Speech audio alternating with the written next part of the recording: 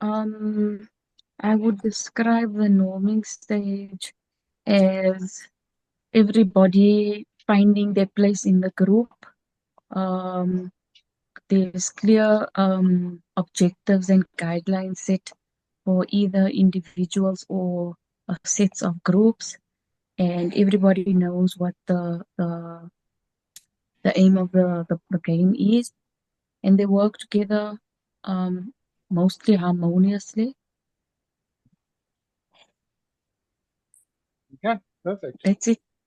Yeah, and straight after that, after you've got the roles, you've managed the personalities, you've planned, you've created your group, then the work starts happening and the goal starts being achieved. Remember, groups meet with a goal in mind. So they're defining factors, we're all working towards the same thing. Right, straight after the Yeah. work is done, the group is concluded. So it's slightly different from what we'll be looking at today, which is communities. So a group is a bunch of people that come together with a goal in mind for a set period of time, right, to do a task. A community is a group of people who share a geographic space, an identity, or an interest. Okay, so a community, the thing that brings us together isn't necessarily the goal, it is the shared starting point we have. We live in the same area, or we have a shared identity, or we have a shared interest. Okay, that's what defines a community. There's some approaches to communities. So the Rothman's model of community work, right? Basically, it's a very post-industrial, rather industrialized theory where he looked at three types. He said the role of community and the model of community must always follow a few things. Number one, the community works at developing the surroundings around themselves. They then move into social planning and finally into social action. Right? So according to him, there are three types and they all sort of like work sequentially. Right? It's very difficult to pull a community together, right? If the area that they're using is so down broken, if there's no social planning for the social structures of that community, and finally, if there's no action taking place. The Rothman's model of community work isn't one used very often. You find it more in highly industrialized areas. Then we have Saul Alinsky's approach, right? And Saul Alinsky focused his study on community activism, right? And his thinking was this: number one, communities need to be confrontational, and strategic. So a community can only move if they have the ability to confront issues and a strategy in which to confront it, right? The tricky thing about this today is that I'm giving you all sorts of theories, right? I'm going to be giving you all sorts of theories. None of them is the correct and only one. These are all different ideas coming through to you. Okay. Then he said, a community organizing, when you organize a community, it's a process of going to war, right? You just imagine this preparing to go to war, but the enemy is on the outside. Battle power holders to demand distribution of resources. He said the goal of a community is to make sure that the people in power hand over resources and that there's a distribution. Right? Smolinski was disdainful of idealistic approaches, and his main, if he had to summarize all of his work, it was start where people are. What does this mean? It means that if you're using the Saul Alinsky's approach to community activism, you're bound geographically, right? It's a geographical bound group, a lot like the Rothman's model. And what you're saying is, we as a community are going to gather and we're going to decide what we do, what are the needs of our people, and we'll work from there. So you don't start the community with a goal, right? You start with what does the community want, and it's usually led democratically.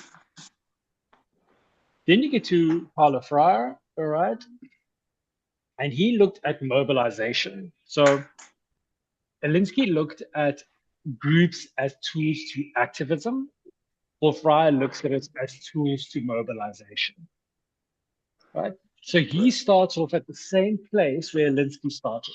He says we start by listening, right? We start by just listening to what the community wants, right? Then we go through everything that everybody has said, right? We reflect on it, and we decide on one or two things that we will then focus on. So his approach wasn't one of going to war as such. For Fryer's more reflective, paying attention, what process are we following to work out what everybody wants? That was more of his approach. His idea wasn't to be confrontational, but rather to be dynamic and adaptive.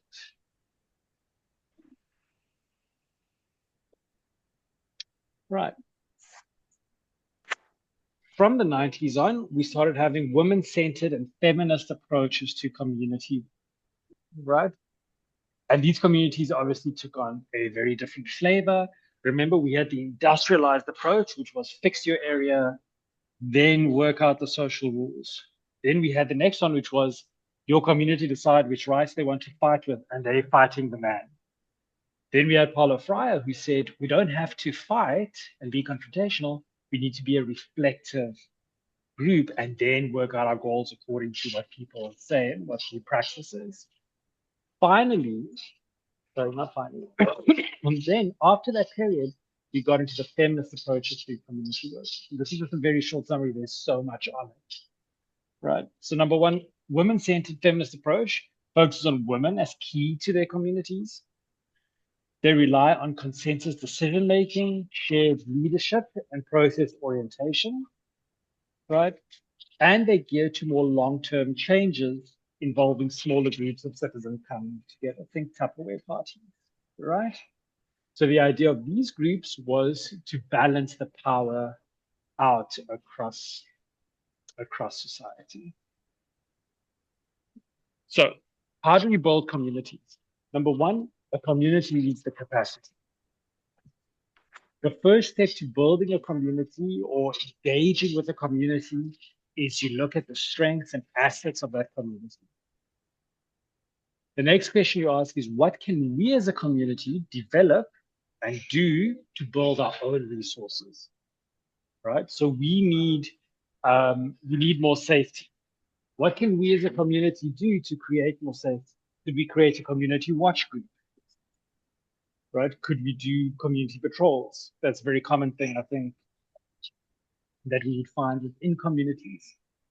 Then we make a map of the resources, and the map becomes the foundation from which the community works and develops. So do you see that a community is a slightly more dynamic movement than a group, right? A group is guided. It's got 12 sessions or 15 sessions. They come together. They have a very clear goal. The goal doesn't change and off the mission. A community, on the other side, is always based on what are you saying you need? How do we get together? What do we have? And how are we going to develop our assets that we have as a community? When we look at community from the perspective of healing, and this is very much across the Afrocentric view of community, right? And this is where we start looking at building the community as a healing practice. The community members come together, they focus on tradition, they focus on traditional values, right? And it's often found with native groups and spiritual communities. A very easy way to see this is, do we have any Xhosa person or person from the Eastern Cape in this group? You can put up your hand or just like say it's you. No, okay. Do we have a Zulu person in this group?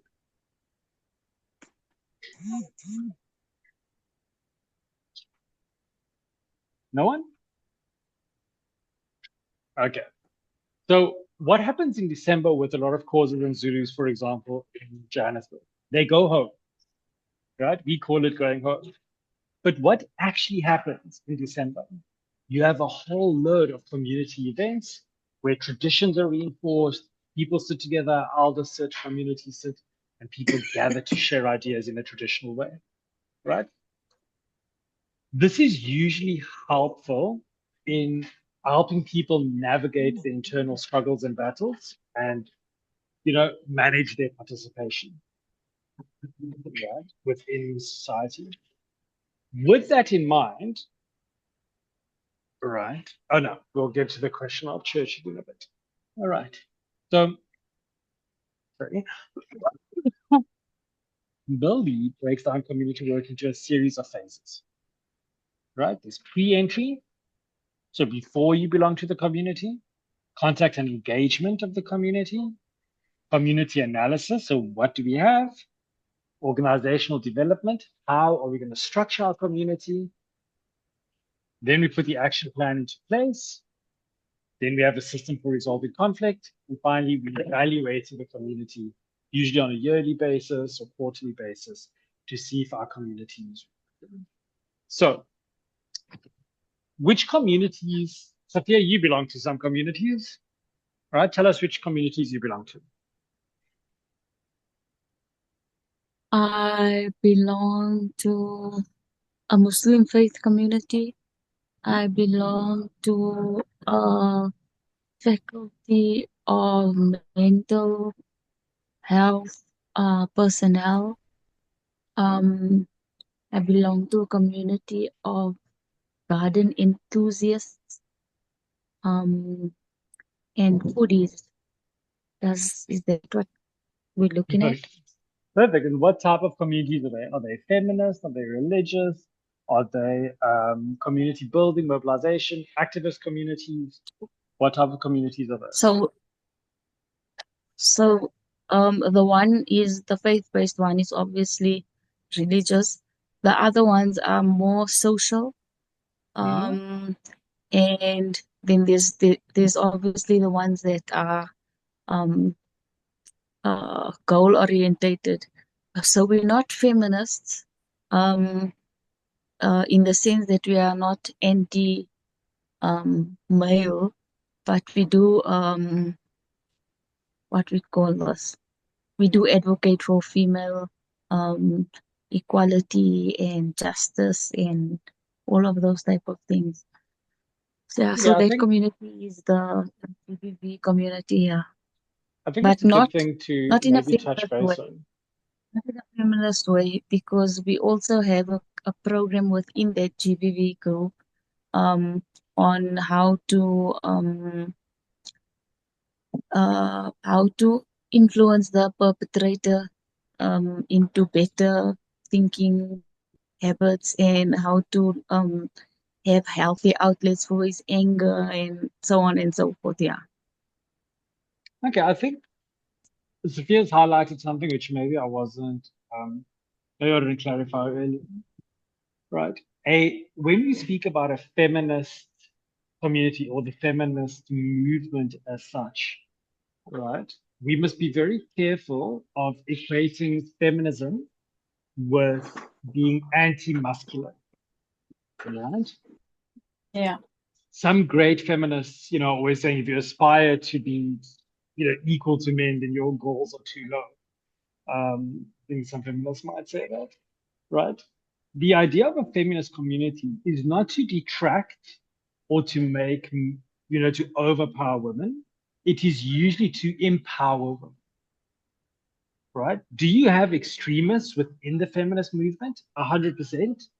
But they're very small and scattered, and like with any movement you would have. But the primary goal of feminist-based movement is that it's by women, for women, to raise awareness of something, to empower them in some form of way. So I know when Sophia says, for example, we're not feminists, we're not feminists. The fact that you are supporting women and that women have a say in all of that means that you're within the first flow of feminism, almost like classic feminism as such, as a school. So That is good, and we must always be very wary of comparing the two, because the feminist community sometimes does get quite a lot of bad rap. Okay, so What's the difference between community and organization? okay, so an organization has a set goal, all right? So you belong to a school. Our goal for the school is we will educate our children, all right? If the school decides Okay. they're not going to educate anymore, but now the need has arisen for taxi services, right?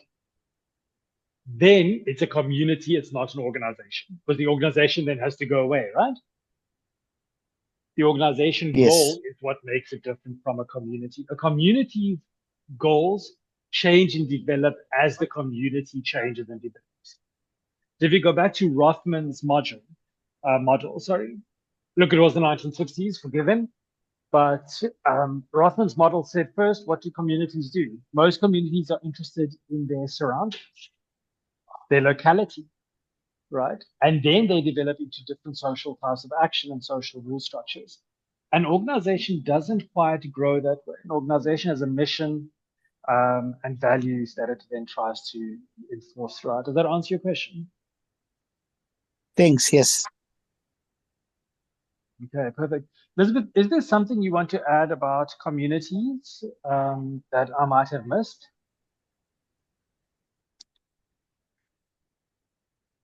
Can't think. I'm good. Nothing. Okay. Perfect. Sophia, did you say something? She said she can't think. It's fine, it's late. All right, so let's do some discussion points quickly. All right. What are the strengths and weaknesses of an individual versus community approach? Right, so let's start with an individual approach. When is it better to have an individual approach than a community approach? Let's start at the top of my list, which would be Jackie Barker.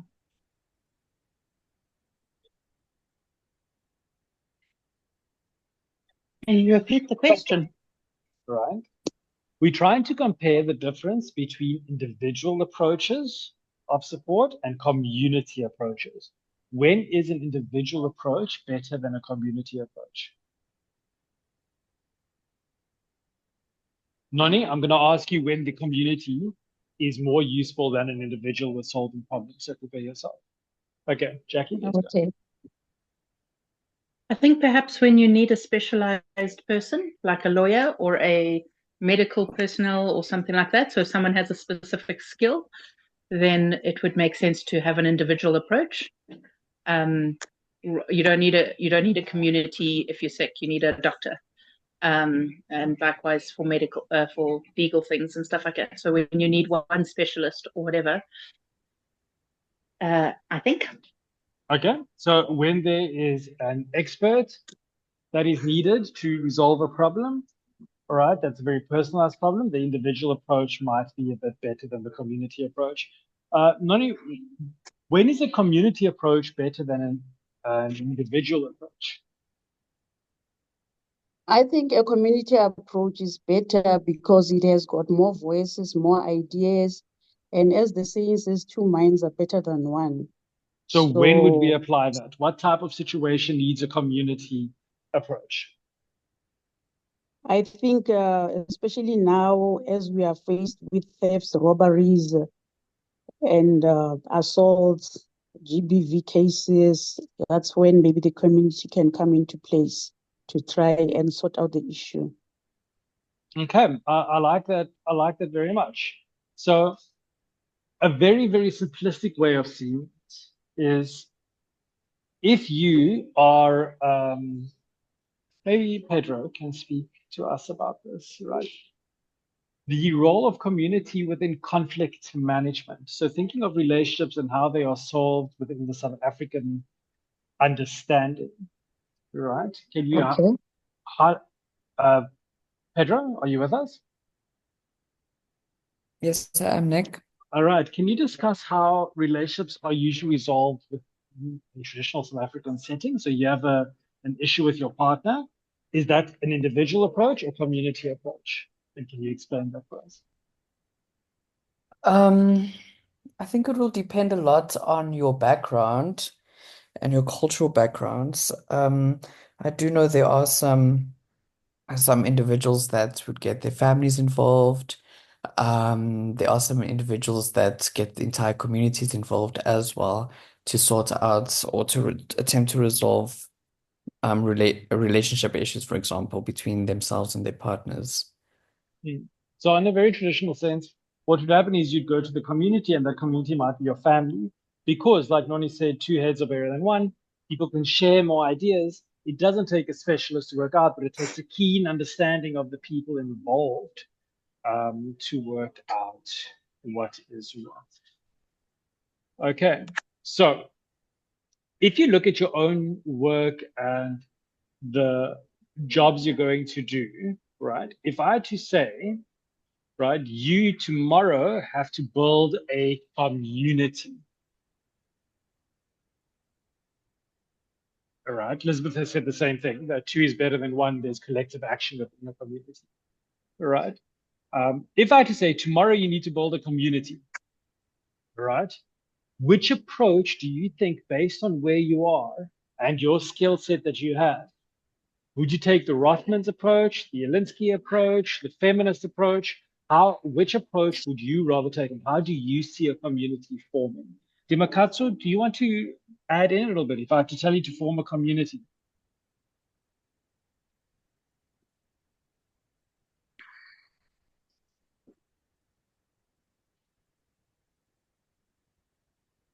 Okay, I think Dimakatsu might be out of the range. Saniki Shweni? Hi. Hi. So you have to form a community based on what you do, where you are. What approach would you follow? Would you follow the activist approach, the let's build our locality, the Rothman approach? Would you follow the Fryer approach and let's reflect and come together? What approach would you follow to building your community?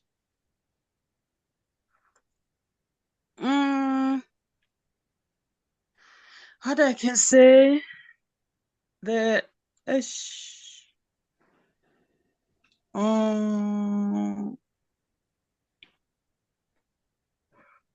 can we skip and then I'll come back? No, perfect. That's perfectly fine. Right. So let's look at what strategies we use when mobilizing people with diverse backgrounds. So now we're looking at locality-based groups. Right? Great groups, sorry, communities. Right. So Jackie, can you tell us which communities you belong to? Two key ones I can think of. I belong to a church community. I lead a church community. And then I belong to sort of the adoption and foster care community. Okay, perfect. So how do you manage to mobilize different groups of different people, different backgrounds within, let's say, where you're in a leadership position within the church state? What techniques and tools are used?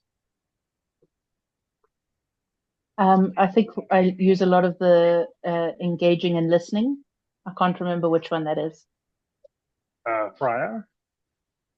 Okay, Fire. Okay, well, yes. I think I liked his approach the most, where there's a lot of conversation. If you're wanting to move in a certain direction, you share a vision, but then you collectively listen to each other as to what are the best ways to achieve that vision.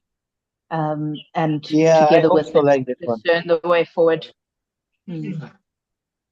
Yeah, it seems like, I think most people will love that. It's very in vogue at the moment, that we all have a voice and we all reflect and we all listen. It seems to be. Or maybe it's just the best way. The flavor of the time, right? Sometimes confrontation is good, but the listening approach is much better. Because then people buy in, and they've bought in because they feel a part of us. Yeah, yes. I think what we need to keep in mind is that the goal of the community is very important, right? Even though community doesn't have a set process and goal all the time, it will move from goal to goal, movement to movement, and that will determine the tone of the community, right? For example, if you are having a problem in your community, who mentioned the GBV? I think no, mentioned the GBV. So you have a community and your community wants to come together and they've said, listen, you're an auxiliary social worker. Will you help us mobilize, right? And you do your first listening. For example, everybody's got a little ballot and everybody's voice is heard and so on and so forth. And it comes out GBV is the one thing your community wants. And the community decides that GBV is the thing they want to stand out for, right? Is the reflective approach necessarily more helpful than the activist approach or the feminist approach in this regard? Check here.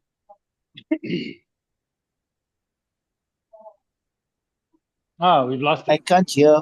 The rain is quite bad. Oh, has the storm come? Yes. Can you put on the subtitles, I would love to. CC? That is amazing. Thank you for that. Where are they? Oh, wait. Found it. Stop. Okay, perfect. So when you're looking at a community, right, and the community issue, for example, is with GBV, you know, the best response might not be a reflective response. You know, the best response, I would posit and suggest, is a more activist-based response. A more we're going to A more war against, combative. right? It's a more, Yeah. it's you're going to war with. If you're looking at a community which has, let's say, Maslow 3 or 4 and above, and you know they're a feel-good gardening-based community, then yes, it makes sense that we are a reflective community, that we all have our voices heard. But it depends on what that current goal of the group is, right? So let's ask a very simple question. Dimakatso, wait, can you hear us? Okay, that's fine. Miss Samsung, you need to put your name. I don't want to call you by a telephone. Can you hear us? Yes, I can hear you. Perfect, right? Is it okay that a group's goal or a community goal changes?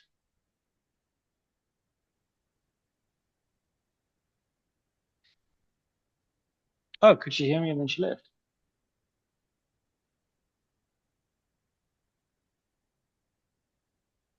Okay, the short answer is yes. A group goal, a community goal does change. Okay, perfect. Now let's go back to groups and start going towards the intersection of groups and community, right? Let's go with Elizabeth on this one. Can you tell us more about when you want to set up a group, right? And you see that there's people with different ethnic backgrounds, different socioeconomic backgrounds. How do you approach setting up a group in that setting? What advice would you give to somebody who wants to set up an education support group, but there's going to be a range of ethnic backgrounds and a range of socioeconomic backgrounds?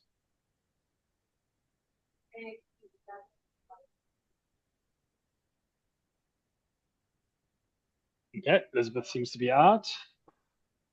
I'm here. Oh, there you are. There you are. There you are. Sorry. What advice would you give to someone? Sorry.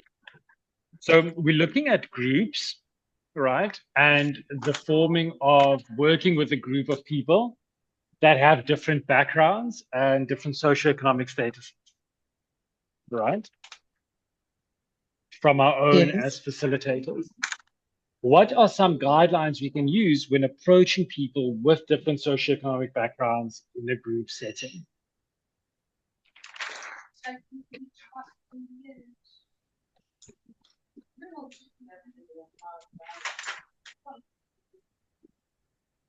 Go back to the question. All right, sorry, let me just go back. Yeah, wait. But what do we need to be aware of? And what approach should we use when working with a group composed of people who have a different socioeconomic or ethnic?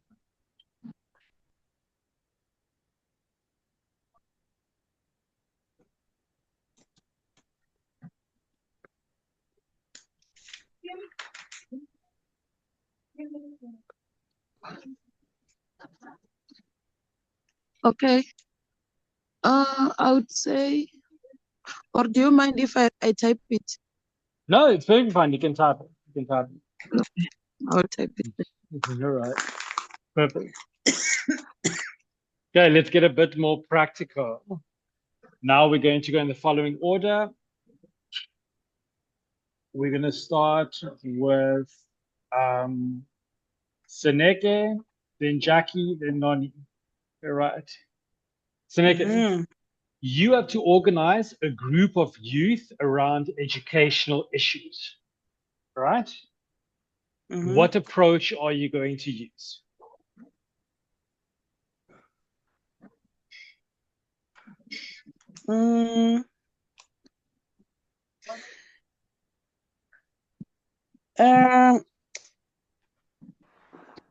I can maybe check if setting is comfortable to person. Is there privacy, or do they want do person need privacy or publicity, and then comfort them, not judging. I don't know. Okay, so you would set the initial physical space tone. As such, Yes, that's you the can. first step. Okay. Jackie, Yes. how would you what approach do you use when organizing a group of youth around education issues? At what point are we at the group? Are we? I mean, You would I decide. be advertising? Yep. Okay, so I would, if I You wanted just to need to set up a group, organize it. so I would have a venue set up, and I would then start advertising. And once I'd probably do a thing where they have to register online.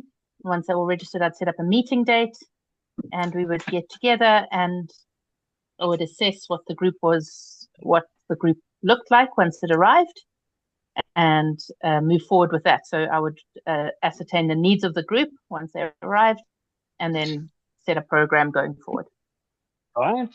What would that look like if you are now in the community setting?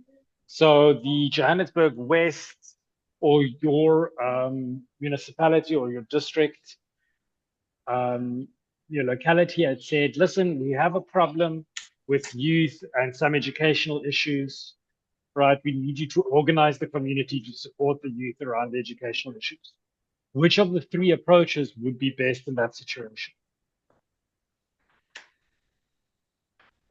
Can I try? Sorry?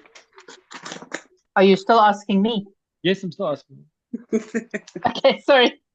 So I don't know which approach this would be, but I mean, if I was told by the municipality to set up a community to help with education, again, I would find a location to help with education.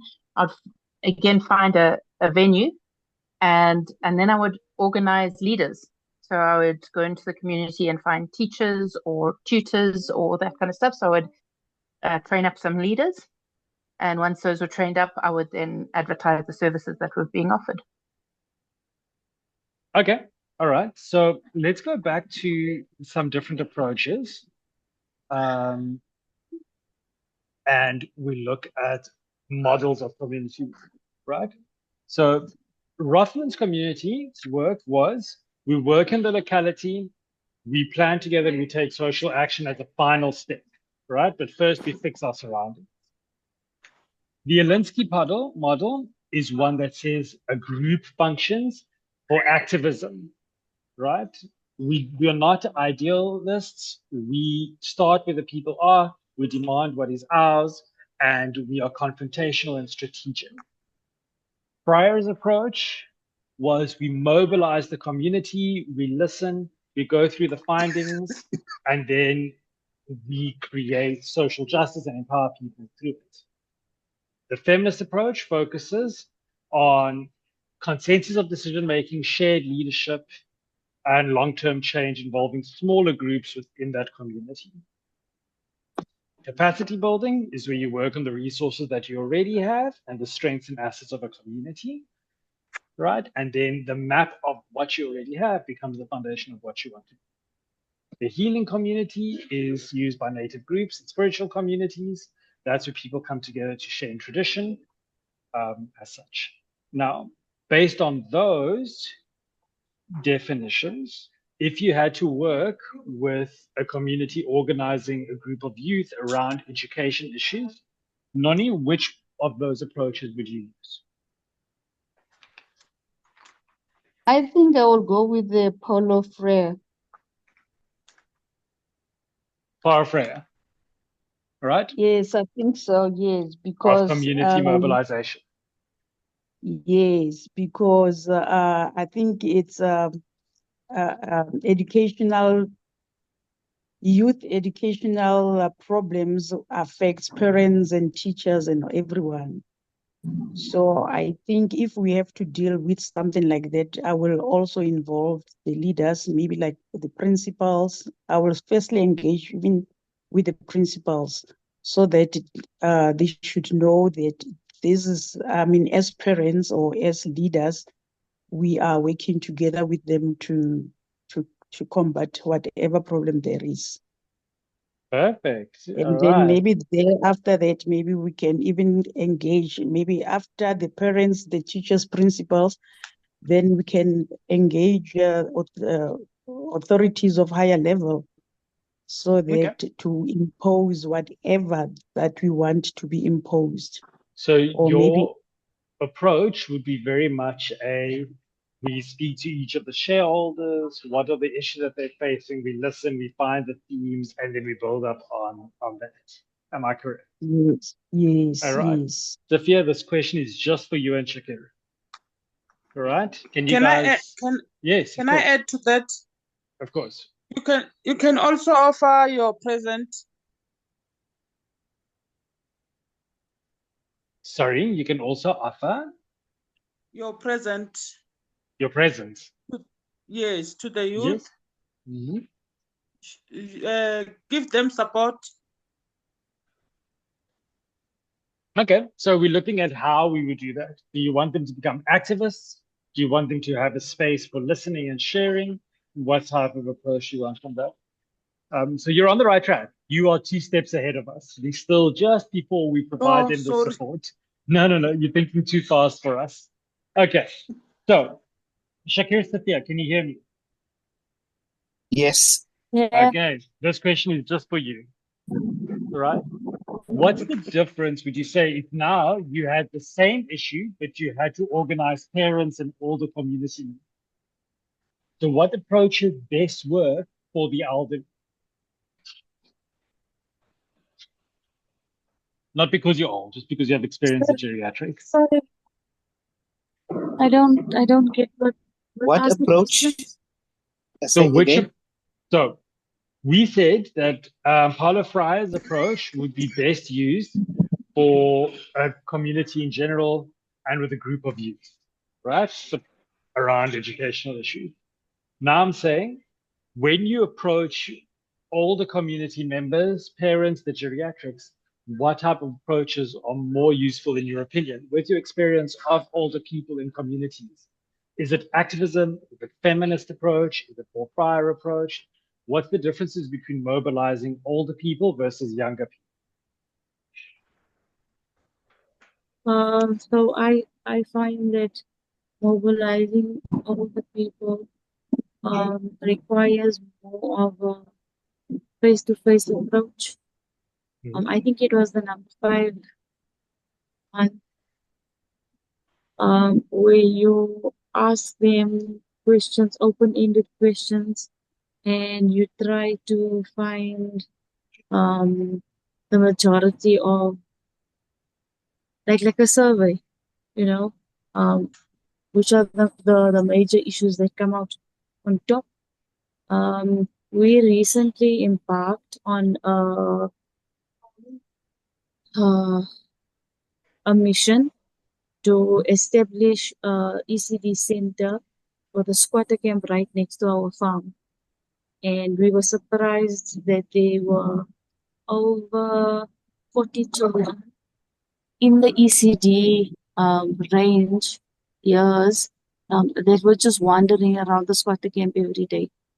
So, in order for us to establish, what's that word you like to use, rapport with the community, we met with the chief of the community and explained to him what our wishes and thoughts were, and for him to basically give us his blessings. So after we did that, we did a census, and that's how we came up with that number. So now we are busy trying to collect available resources on the farm that we have stored away from donations and stuff that we gave. But I think with us, it's active involvement with the community, one-on-one, because a lot of people shy away from speaking up when it's in a group setting, especially the old people. Okay. All right. So there again, you'd be using the Friar approach, right? That's the approach you use there. You said, let us speak to you, let's hear what the issues are coming up, and then we're going to reflect on that and see what resources we have, and we're going to install those resources and grow from there. Right, that's a practical approach to the Paulo Freire approach to community building, which is known as community mobilization approach. Right. There is something to be said for, and I think we need to spend some time on this, not today, in the next lesson, on social competency skills. So how do we communicate with people of different cultures, different ethnic backgrounds? What communication skills do we have? And how to become competent within managing that within different communities.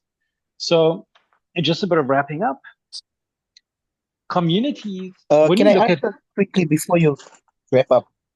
Yes, yes. This answer is for both questions, right? Whether you're going with the youth or whether you're going with the elders. And I see that the problem there is that we haven't done enough understanding of what communities are. I think that's where the problem is. So that's why I think we need to dig a bit deeper in there. But yes, continue, Shakir, sorry. Yeah. So I like Friar's begin with a listening survey. Yeah, and then if you go into a Alinsky, start where the people are. You understand? And if you look at the ladies thingamajig, rely on consensus, decision making, shared leadership, etc. I think if you actually jumble all around and shuffle it all around, you can get each one of them to what you call to assist you in where you want to get. And 100%. And that's the transmodular approach. Yeah, just one approach may not cut ice, but if you take little from this side, little from that side, you can get the best approach.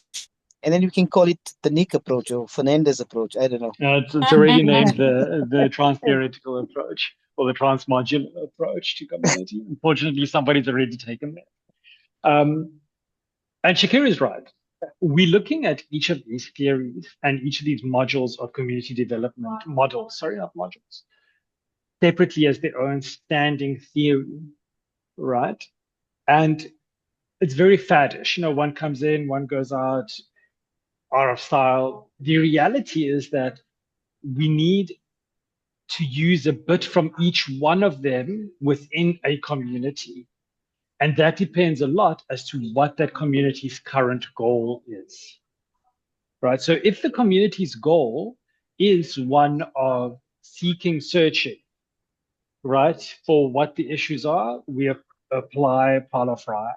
If the community's goal is about fighting for equality of land distribution or fighting for basic services, we use the Rothmans or Zielinski model, right? If the community is meant to empower and have voices being heard, we include the feminist approach, right? Depending on what the goals are, it will change, right? Very often we shy away from the Zielinski model and we say, no, I prefer to be the all listening person who takes everybody into account and all of this, and Paul Fry is amazing. But there are downsides to each of those models. The best thing to do is to have one that cuts across them and to say, right now, the community is presenting with ABC. So for example, with younger people, an activist approach is usually much more favorable than a Paul Fryer approach, right? Because you have the energy, people are passionate about things, they want to be heard already, right? And you can rally them around a certain point. With elderly people or people that are much older, you'd have the Zielinski approach where they've got enough life experience around things.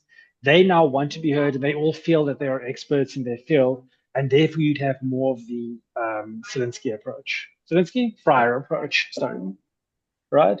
And finally, if the community is very much against GBV, you would have the feminist approach, right? Of making sure that women know that they are the keystone of this movement and of this approach. I think I'm going to wrap up now. I think that we get study of groups and community. I mean, it's a whole field within itself. It's quite difficult to just do like a brief intro to it. We're going to dive into it a bit more, probably at a later stage, because you don't have to set up a community. Luckily, you do have to set up your groups as part of your assignments. So we're going to spend a bit more time practicing those techniques for groups, and we'll work from there for a bit. But for now, what you need to know in terms of assessment is a group has a goal and a predetermined amount of time, or it ends upon reaching the goal, right? It has a lifetime. A community changes the goal, is more dynamic, is usually bound by locality or by an identity that people share, right? And the approaches are slightly different. So a group can change over time.